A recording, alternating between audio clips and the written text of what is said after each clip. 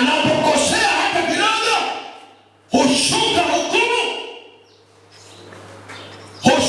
hukumu, inawasababisha toba na kujuta. Anajuta huyu mtu kwa sababu kosea Roho Mtakatifu anaondoa amani. Hawezi kubaki na amani bila kukosea kwa Mungu. Na anapokosea kwa bahati mbaya, Roho wa Mungu humuonyesha kwa umekosea wapi. Anajua wewe ni mwaminifu, akijua hatatubu na hatarudia tena, basi huwaona ama huwafunulia mahala walipokosea pasipokujua, kwa sababu ni waaminifu katika yale wanayoyajua. Wanaogopa kumtenda Mungu dhambi katika yale wanayoyajua, wanajizuia, wamejaa hofu ya Mungu. Kwa hiyo wanapokosea kwa bahati mbaya, huwaonyesha, huwaletea picha. Na kweli kabisa kwamba akili ya mtu ina mipaka katika kujua, na ndio maana Mungu alituahidi wataona maono, wataota ndoto. Maono ya kinabii, ndoto za kinabii. Mtu anaona alipokosea pasipo kujua, anagundua alikosea pale, ndipo hutengeneza, na akitengeneza anarudi kwenye amani, furaha inaendelea. Yani kwa lugha nyingine, amani hutoweka kwa mtu aliyekosea, kama vile mto unavyokauka kwenye fereji. Akikosea amani hutoweka, akitubu amani inarudi. Na ni ishara ya kama mtu huyu ametubu, amesamehewa. Lakini ni nani huyu awezaye kufunuliwa mahala alipokosea pasipo kujua? Ni huyu aliye mwaminifu katika yale anayoyajua, anajizuia, anajiepusha, anajitenga na hayo, anatahadhari, anajihadhari. Huyo mtu ni rahisi kupokea ufunuo mahala alipokosea pasipo kujua. Kanisa, sikilize, mesema hivi, mpewa ufunuo wa ajabu sana. Sema niliona mwanafunzi kama shule ya sekondari anavuka mto, kavaa sketi ya bluu, blausi nyeupe. Huyo ni mto wa kutisha sana. Tena alikuwa na basikeli mkononi. Huyo mto wa kutisha anavuka. Nishangaa sana. Huyu binti alikuwa binti, mbona haogopi? Na alibeba basikeli mkononi mwake, anavuka mto wa kutisha bila uoga. Nikauliza Mungu, hata mkifundisha nini? Akisema hivi, yule binti anawakilisha kanisa langu. Kwanza niliona pia amekaribia kuvuka, ghafla alipovuka sikumwona joka likapita mahali pake. Nikaambiwa hivi, huyo binti anawakilisha kanisa langu. Akasema zile uniform zinawakilisha tabia ya uombaji. Tabia ya uombaji. Akasema walio wangu hawana sheria za maombi, hali ya kwamba inatoka ndani. Kuna mzimu unatoka ndani yao. Kuna hali ya kuomba ambayo hawatosheki, wanajituma kuomba, hawatumi kuomba, hawaongozi matangazo ya maombi. Tabia yao ni waombaji. Akasema kama mwanafunzi haambiwi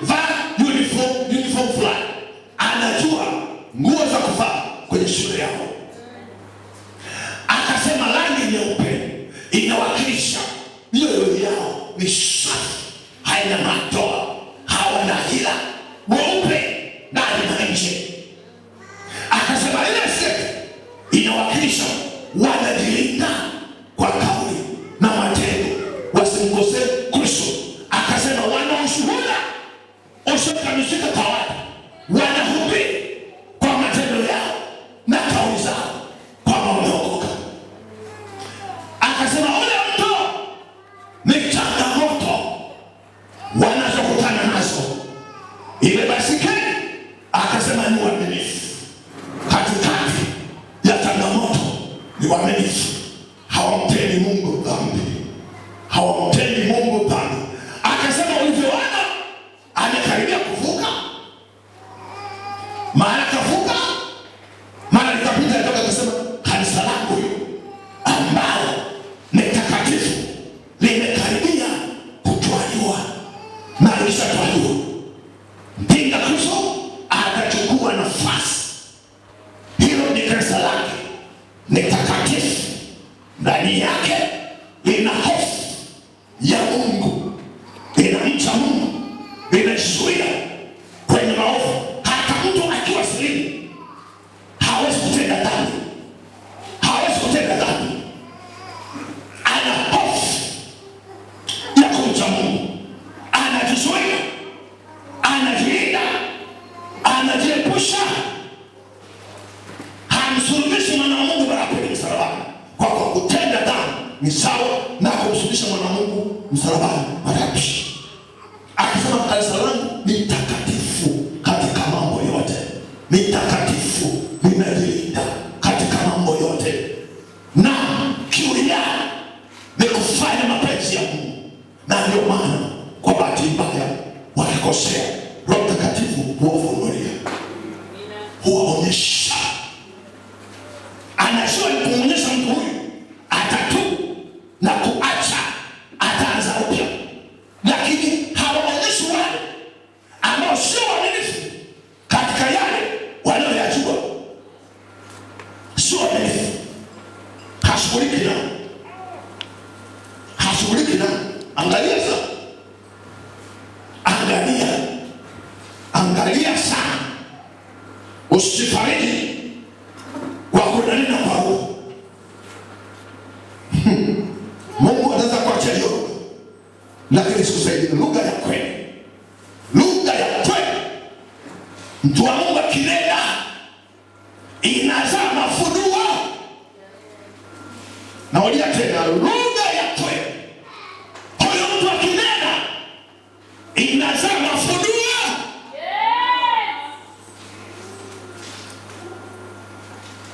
Kwanza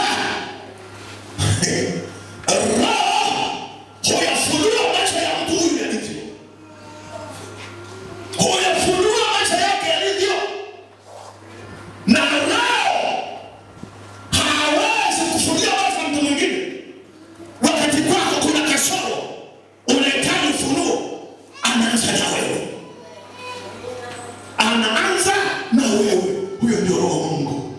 Bwana asifiwe sana. Hebu moja nisomee Isaya.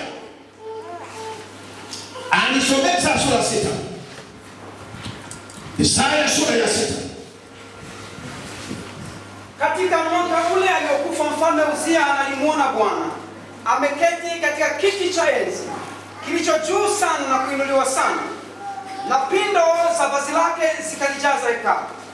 Juu yake walisimama maserafi, kila mmoja alikuwa na mabawa 6. Kwa mawili alifunika uso wake, na kwa mawili alifunika miguu yake, na kwa mawili aliruka. Wakaitana kila mmoja na mwenzake wakisema, mtakatifu, mtakatifu ni Bwana wa majeshi, dunia yote imejaa utukufu wake. Na misingi ya vizingiti ikatikisika kwa sababu ya sauti ile aliyelia, nayo nyumba ikajaa moshi. Ndipo niliposema, ole ole wangu, kwa maana nimepotea, kwa sababu mimi ni mtu mwenye midomo michafu, nami ninakaa kati ya watu wenye midomo michafu, na macho yangu yamemwona Mfalme, Bwana wa majeshi. Kisha mmoja wa maserafi wale akaruka akanikaribia, naye alikuwa ana kaa la moto mkononi mwake, ambalo alikuwa amelitwaa kwa makoleo toka juu ya madhabahu. Akanigusa kichwa changu kwa kaa hilo, akaniambia, tazama, hili limekugusa midomo yako, na uovu wako umeondolewa, na dhambi yako imefunikwa. Nisikilize Roho, kama Roho Mungu juu yako umejazwa,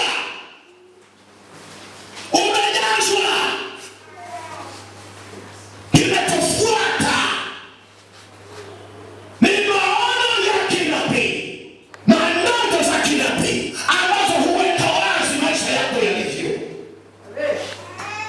Palipo na Roho pana madhihirisho yasiokuwa ya kawaida. Kama umejaa Roho, lazima utapokea maono ya kinabii, utapokea ndoto za kinabii. Iko hivi, unapoona mtu amwembe, ujue nani umebeba maembe. Kama hayatokea leo, yatatokea baadaye. Kuna mwembe, kuna maembe. Mwembe huleta maembe, ndani ya mwembe kuna maembe. Roho huleta maono ya kinabii, huleta ndoto za kinabii. Nakwambia hivi, unaponena kwa lugha unaona nini? Unasikia nini? Unaponena sana kwa lugha unaona nini? Unasikia nini? Kwa sababu ujazo wa Roho, chini yake kuna maono ya kinabii, kuna ndoto za kinabii, ama kuna madhihirisho ya karama zake ambazo huwasaidia watu kujua wanavyoishi. Wanasifiwe sana. Amen. Mimi ni shahidi wa Kristo, habari za Roho Mtakatifu aliposema atakapokuja atawaongoza kwenye kweli yote. Ni shahidi na yaishi hayo. Amenisaidia sana na ananisaidia sana huyo Roho Mtakatifu kupitia maono ya kinabii na ndoto za kinabii. Amenisaidia sana katika mambo mengi sana, na hasa ninapokuwa nimekosea pasipo kujua hunifunulia mpaka nashangaa. Niwaambia siku moja, natoa shida siku moja kwamba mimi nilikuwa kijijini, nilikuwa ni mfugaji, nafuga ng'ombe. Siku moja nikamuuza ng'ombe wa maziwa, nikanunua ng'ombe ambaye hana maziwa. Kwa hiyo nikaanza kunywa chai yangu. Sasa mama ananiita, anasema baba, chai tayari. Nasema ndio ile chai yangu, nitakoma mwaka huu. Kila kimkaribisha nasema ndio ile chai yangu, nitakoma mwaka huu. Kesho baba, chai tayari, ndio ile chai yangu. Nikisema nitakoma mwaka huu, yeye nilikuwa nashangaa chai yangu. Sasa kipindi cha faragha, usikilize, kipindi cha faragha. Kwenye kipindi cha faragha niko nakuona sana maono ya kinabii, niko napokea ndoto za kinabii. Nikiwa kwenye kipindi cha faragha, kusema Bwana asema na nionyeshe mahali ambapo nimejikwaa kama binadamu. Akili yangu haijui chochote, lakini Mungu anajua. Nionyeshe. Nilisema hivi, nilishuka mbele yangu jagi la lita 20 limejaa chai ya maziwa. Nikatoa mbele yangu, nikasema chai ya nani? Sasa nikasema hiyo chai ni ya kwako. Nikasema nitakunywa lita 20. Sasa nikasema nitakunywa. Likasokomezwa miguuni mwangu, nikashtuka. Nikasema maono gani haya? Lita 20 chai ya maziwa, hii sio baraka. Nikauliza Mungu kuna nini? Akasema kitendo cha kushangaa, chai ya rangi. Sitatukuzwa nacho. Ni manunguniko umeyapaka rangi. Umetenda dhambi, walisema Israeli jangwani. Walitukana chakula nilichowapa. Walisema mana dhaifu. Na wewe umekufuru chakula nilichowapa. Nikaulizwa swali baadaye. Je, ni wewe uliumba mua ambao utengeneza sukari? Nikasema hapana. Uliumba kuni ambazo zimepikia chai? Nikasema hapana. Uliumba maji? Hapana. Akasema nionyeshe cha kwako ulichoumba wewe. Nikasema sasa. Akasema umetenda dhambi. Unahitaji kuwa mtu wa shukrani katika vitu vyote. Napenda watu wenye shukrani. Umenungunika. Umetenda dhambi ya kunungunika. Umekufuru chakula nilichokupa. Sikupiga magoti kutubu. Nilala kifudifudi kutubu ile dhambi. Hapo nikasema Yesu, bila msaada wa Roho hapana ambaye atakupendeza. Hapana. Lakini kwa msaada wa Roho tunaweza kupendeza. Kwa msaada wa Roho tunajua mahali ambapo tumekosea pasipo kujua. Haleluya. Na ndio maana akasema ataongoza kwenye kweli yote. Kwenye kweli yote. Hakuna mbadala. Hakuna mbadala cha mtu wa Mungu kumongoza katika kweli yote, bali Roho wa Mungu. Haleluya. Roho wa Mungu. Bwana asifiwe. Chini ya Roho wa Mungu kuna nini? Nataka kusema tena. Chini ya Roho Mtakatifu kuna nini? Mbona mkoba? Yoeli alitabiri. Akasema siku za mwisho Bwana Mungu atamimina Roho wake. Chini yake kuna nini pale? Kwa nini ya kwanza na ndoto na maono alianza na ujazo? Swali, kwa nini Yoeli alianza na ujazo wa Roho? Hakuanza na maono wala ndoto. Kwa nini? Unajua kwa nini? Unajua kwa nini? Hakuna maono ya kinabii, hakuna ndoto za kinabii bila Roho. Maanake chanzo cha maono ya kinabii na ndoto za kinabii ni Roho wa Mungu. Na ndio maana alianza na nani?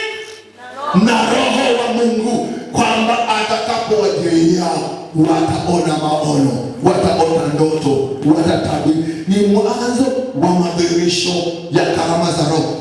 Kujaza Roho maanake hazina yote iko kwako. Ni wewe kutafuta uso wa Mungu, kupa nafasi kwa njia ya kunena kwa Roho, kwamba Bwana, nataka kuona kwa njia mpya kama ulivyoahidi. Nataka kuona kwa macho ya nyama haya yana mipaka. Yana mipaka. Hayaoni sawasawa. Lakini macho yao yanaona hali halisi. Mtu ambaye amepefuka macho ya roho hadanganywi na imani za uongo tena. Sio rahisi kudanganya. Hawezi kudanganya. Mungu awabariki sana. Mtafute Mungu. Mtafute Mungu kwa upya. Tafuta kuona na kusikia. Mungu awabariki sana.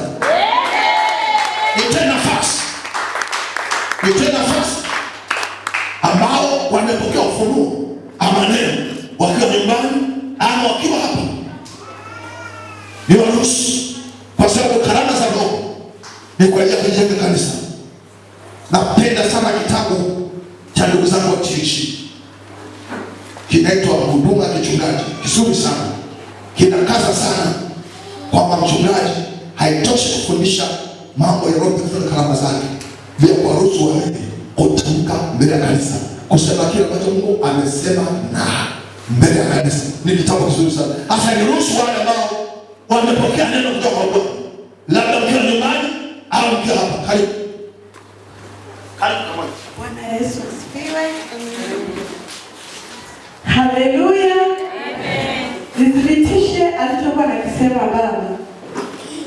Mungu akawa amenifunulia jambo hili. Nilikuwa ameniletea haya maono. Na haya maono kuna siku niliyaona. Ananionyesha habari ya unyakuo. Ananionyesha siku ambayo saa inakuja hesabu ya kile ambacho Roho wa Mungu alikifunua kwake. Nimeona hivi watu wawili wanatembea barabarani mida ya jioni. Mmoja amemshika mtoto mdogo mkononi. Wanatembea katikati ya barabara. Katikati ya barabara kuna trekta inakuja.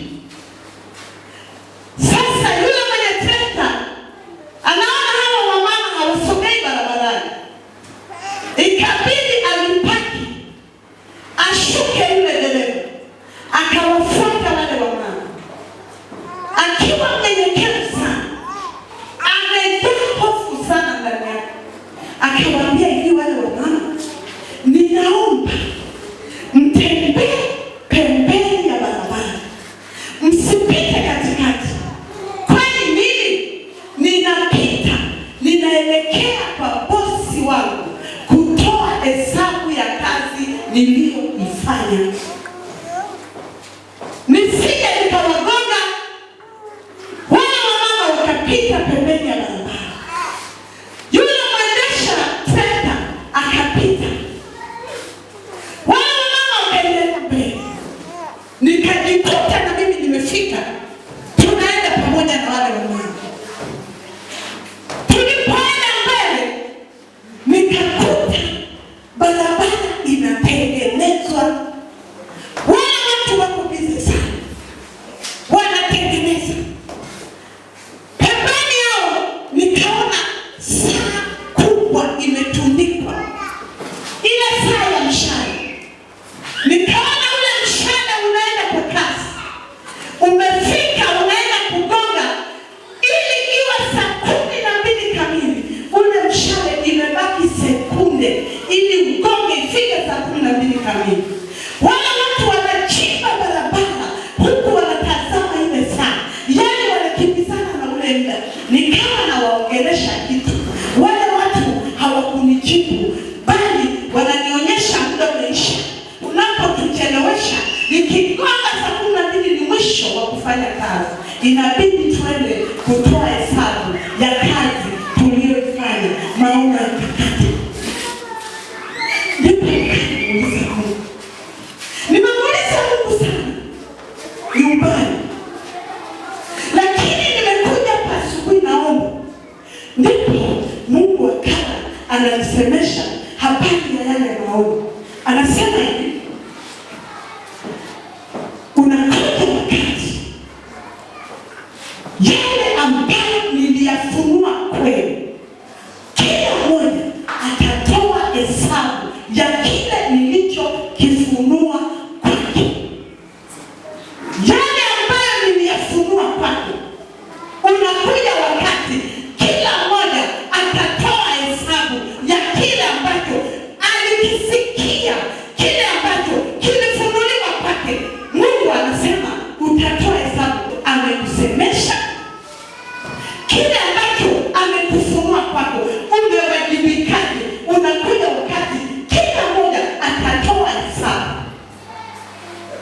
Baba anapokuwa anakiongelea lile swala la siku za mwisho, ndicho Mungu ananikumbusha. Anasema kile nilichokifunua kwenu mtakitolea hesabu. Amen. Anasema saa zimeisha, saa imeisha. Manake ni wakati wa hatari sana. Baba anaposema imebaki sekunde, ni kweli Mungu amenifunulia kwamba imebaki sekunde. Kila mmoja ajiweke tayari, kila mmoja kae sawa, kila mmoja tembea katika utakatifu, kila mmoja wajibike sawa sawa katika yale ambayo Mungu anafunua kwako, kwani unakuja wakati wa kutoa hesabu ya yale yaliyofunuliwa kwetu. Na Mungu awabariki. Amen. Lakini nimeona jambo hili.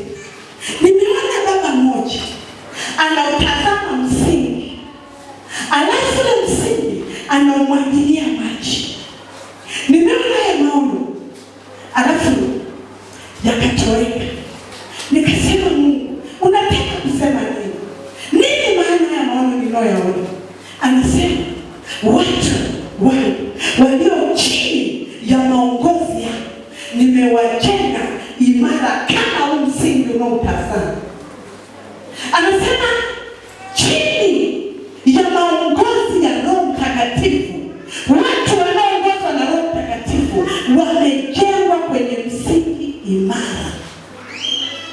Na huyo mtu aliyojengwa kwenye msingi imara ambao yuko chini ya maongozi ya Roho Mtakatifu, huyu mtu hatikisiki. Huyu mtu hakati tamaa ovyo ovyo. Huyu mtu hawezi kuachana na mambo ya Mungu, hata angekutana na magumu, hata angekutana na changamoto, kwa sababu yupo kwenye msingi imara. Bwana Yesu asifiwe. Amen. Chini ya maongozi ya Roho Mtakatifu ni salama. Amen. Hivyo tunatakiwa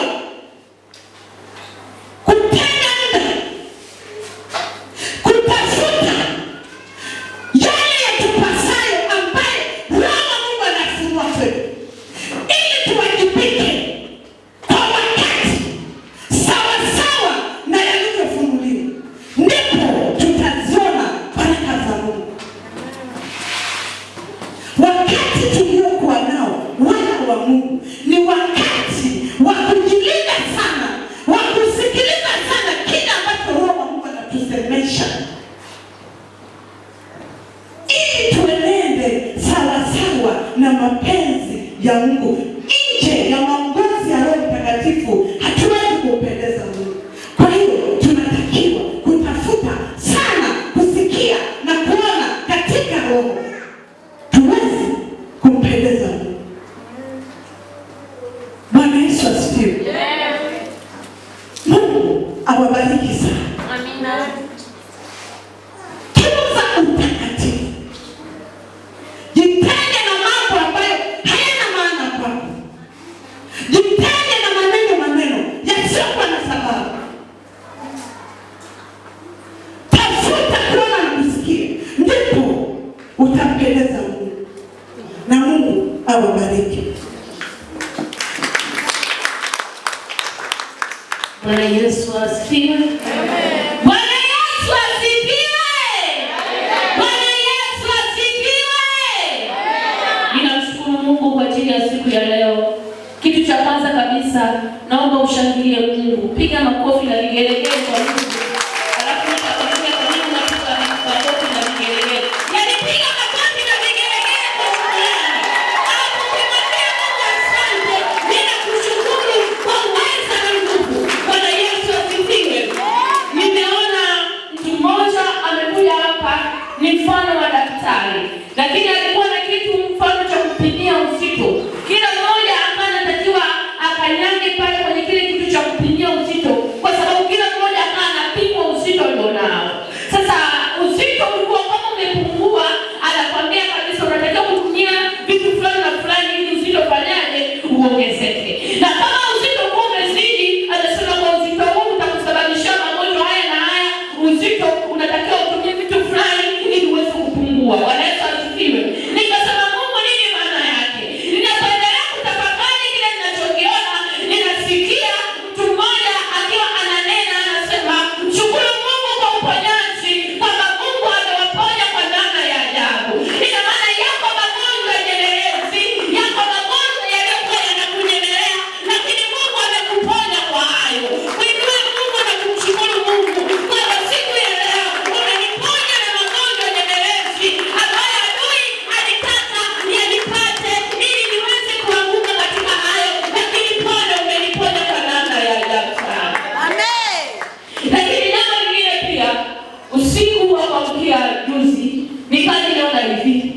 Nikaona niko eneo la stendi, lakini ile eneo ilikuwa ni Tunduma. Nilipokuwa katika ile eneo la stendi, nikaona watu wawili. Alikuwa mmoja ni kijana na mwingine ni dada. Wako eneo ile la stendi. Sasa huyu dada alikuwa anataka usafiri wa kwenda Mbeya.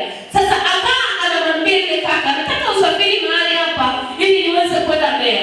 Yule kaka anamwambia hivi, uko sawa ni stendi, unasubiri usafiri, lakini kama haukubuki siti mapema, hautopata nafasi kwenye hilo gari linalokuja. Sasa yule dada anasema hivi,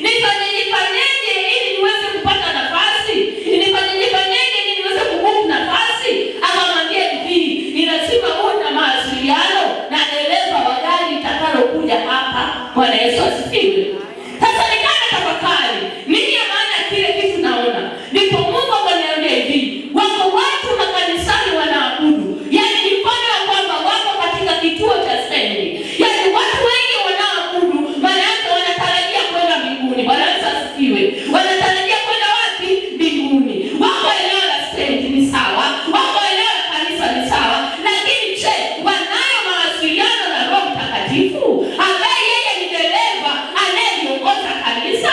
Akaniambia hivi, watu wengi watashindwa kuona ufalme wa mbingu, watu wengi watashindwa kwenda kuona Mungu kwa sababu wamekosa mawasiliano na Roho Mtakatifu ambaye ni dereva wa safari ya wokovu tulionao.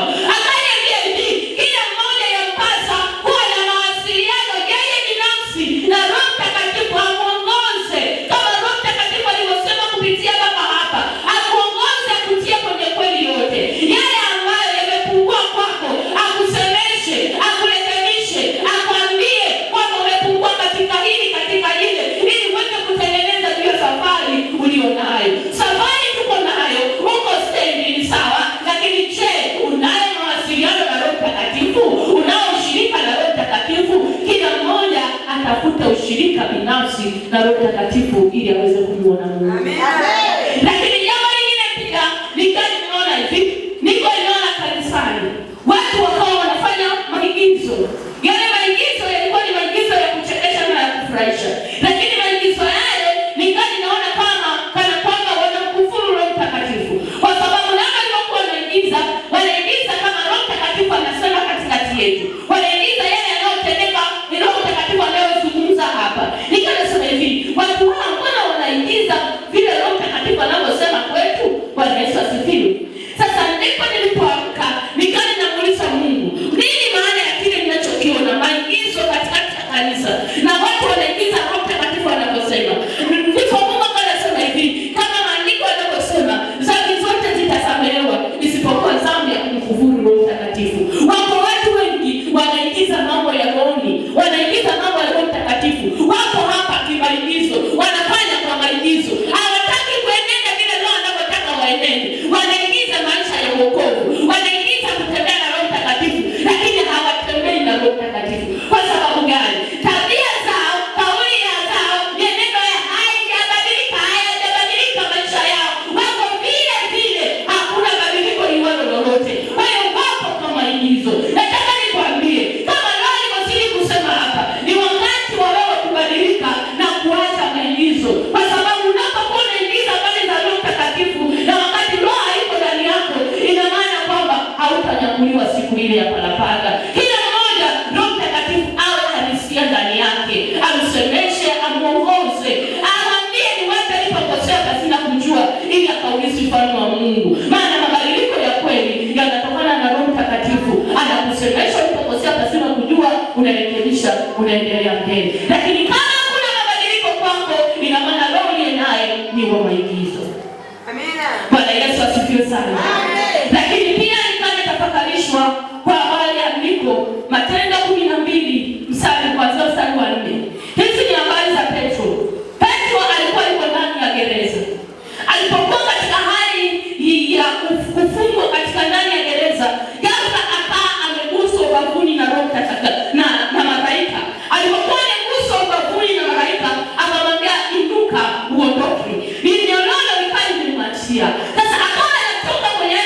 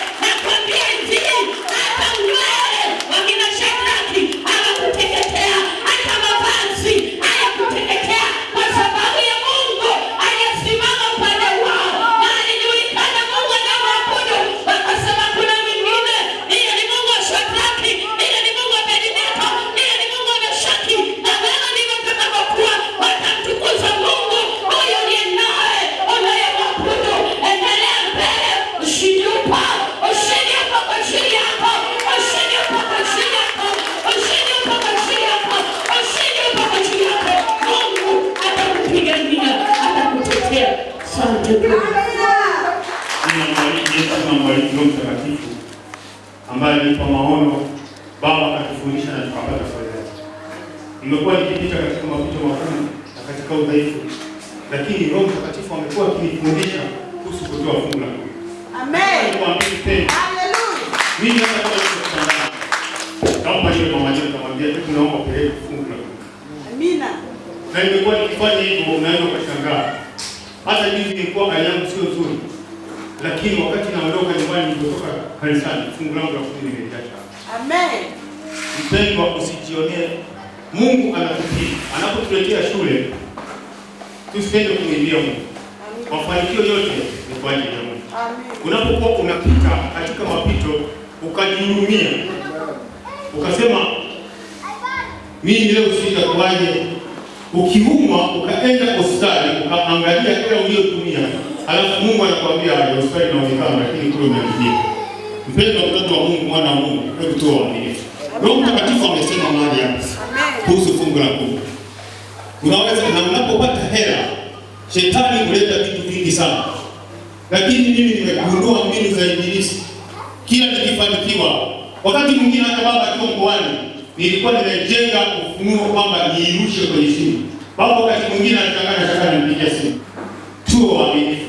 Hata kama umeumwa, umefiwa, ukipita katika mapito magumu, na Bwana hatatuacha. Amen. Unajua wanadamu sisi tunajihurumia sana. Wakati unapokuwa una kipindi kigumu unasema hivi hela nikipunguza, kumbe pale Mungu anatupenda. Jina la Bwana libarikiwe sana. Amen. Nataka nikwambie pia kuna ujumbe mwingine ambao umenipa shida sana, lakini majibu nimepata. Unapoletewa ujumbe, kwa mfano umeletewa ujumbe, Mama Jona ameletewa ujumbe, nenda kumwombea Baba Jona au kuombea familia. Nataka nikwambie wewe uliyeletewa ujumbe usiongeze ujumbe. Unamuumiza yule mtu ambaye ameleta ule ujumbe. Kwa sababu Roho Mtakatifu kasema mahali hapa, kama amesema nenda kamuombee Baba Jona au kaiombee familia, hajasema uongeze maneno. Hajasema uongeze maneno kwamba labda au tuanze kutoa kasoro. Ule ujumbe, yule mtu ambaye amekuletea ujumbe anapokuja kusikia mpaka akachukua maamuzi ambayo sio sahihi, wewe ndio unakuwa umesababisha. Wapendwa, tunapoletea ujumbe tusiongeze maneno. Ni vitu ambavyo vimeharibu kanisa. Baba, ni vitu ambavyo vimeharibu kanisa. Baba, ni vitu ambavyo vimeharibu kanisa. Mtu analetewa ujumbe, lakini yule aliyeletewa anaongeza maneno ambayo ukiangalia wewe kama umeletewa kama muombe Baba yako anapita katika nyumba. Kwa nini wewe uliyepokea unaongeza maneno? Usichukulie kama ulivyo. Na yule mtu aliyekuletea ujumbe yuko sahihi. Tujifunze namna ya kupokea ujumbe, tuache kuongeza maneno, na Mungu awabariki.